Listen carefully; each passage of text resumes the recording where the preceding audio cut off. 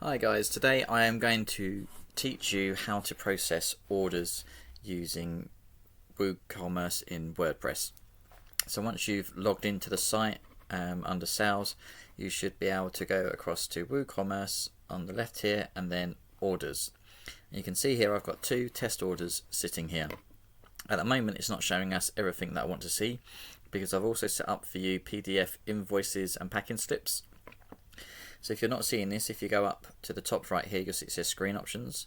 Click on that, tick on actions, and now it will add these options down here. So you can see the status, you can see the PDF invoice. So if I was to click on that, this will email this invoice to you and to the customer as well. So you can see that this invoice is automatically generated for you with customer's details on the left. Your details are on the right, the order number, the order date, and what's in there. So I set up a test product and I set up free shipping for this just so I didn't have to pay anything as we go through, but that's all set up as the invoice. And then when it comes to packing, let's say you come in the morning and you've got a load of orders here that need processing, and you've got someone else that's packing these for you, but you don't want them to see obviously how much the order was for or what discounts and stuff they got it for. You can click on this one here, which is a PDF packing slip.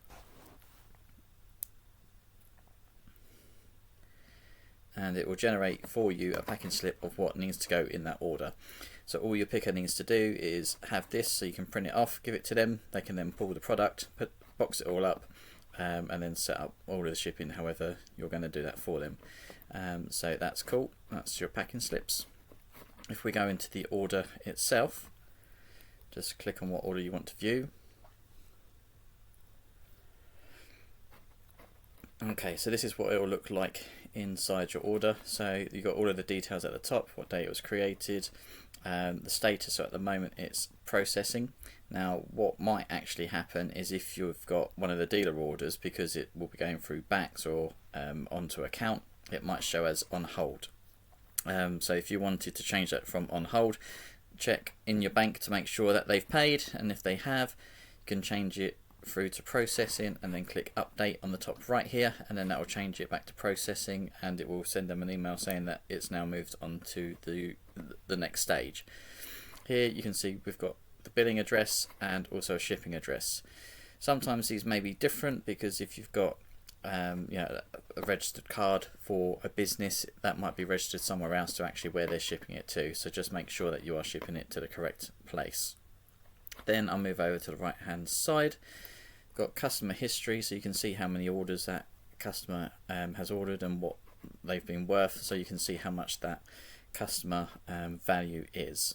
I'll scroll down a little bit more and you'll see this section here called order notes. This is really important for you because if there's several of you working on these orders, you may not know what state it's in. Perhaps you've got a product that is out of stock, so we can write in here at the moment, test product out of stock